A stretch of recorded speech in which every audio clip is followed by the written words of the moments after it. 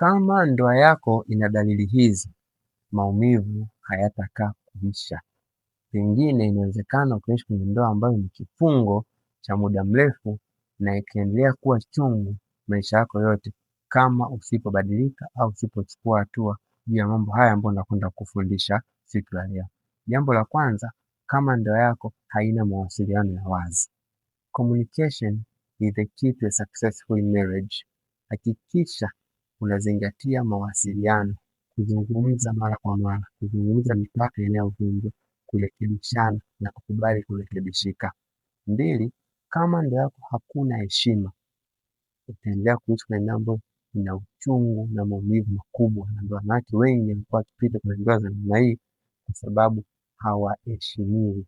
Mwanaume hata akipata pesa anazidiwa matumizi yake peke yake, mwanamke hashirikishwi na hata akichangia mawazo hayafanyii kazi yoyote.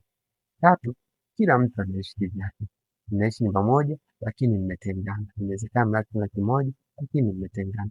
Kila mtu anajihudumia yeye anavyojua namna ambavyo anakidhi mahitaji yake mwenyewe.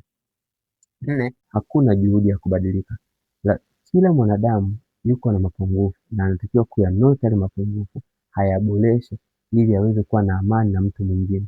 Unapokutana na wanandoa wawili, kila mtu ana changamoto zake kutokana na malezi yake na mafunzo yake na imani yake kule ambako ametoka.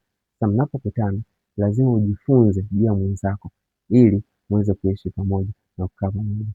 Ndoa inayokosa huruma. Huruma ni kitu cha msingi sana ambacho kinaonyesha thamani, kinaonyesha upendo na kinaonyesha ukaribu wa watu wawili ambao mnaishi pamoja. Mnapokosa huruma katikati yenu au unapokosa huruma kwa mwenza wako au mwenza wako anapokosa huruma na wewe, moja kwa moja hiyo ndoa kwako inakuwa sio tena amani, ni kifungo, kwa sababu si wakati wote utakuwa na amani, utakuwa na furaha, kuna wakati unahitaji comfort. Sasa mwenzako anatakiwa aweze kuhurumia, maana yake aweze kukupa hiyo faraja. Ndio maana hata watu wengi wanachepuka kwa sababu hapati faraja ndani anayostahili kuipata. 6, kunapokosekana uaminifu. Uaminifu ni kitu cha msingi sana kwa sababu kinalinda dhidi ya magonjwa, kinawatengenezea future, kinalinda nyinyi dhidi ya misukosuko mbalimbali ambayo mtu anakumbana nayo anapotoka, aidha ni mwanamke au ni mwanaume. Unapokosa uaminifu ndani, maana yake hiyo ndoa inamfanya mmoja ambaye amekosa uaminifu kumtesa mwenzake. Ndoa bila uaminifu hiki ni kifungo cha maumivu. Usikubali kuishi kwenye ndoa ambayo haina uaminifu. Lakini mwisho, ndoa inayokosa kuongozwa na Mungu. Mungu ndio chimbuko la ndoa. Mungu ndio mwanzilishi wa ndoa na ndio taasisi pekee ambayo Mungu aliitengeneza mwenyewe na akaianzisha mwenyewe. Hivyo ndoa inapaswa kuongozwa na misingi ya kimungu.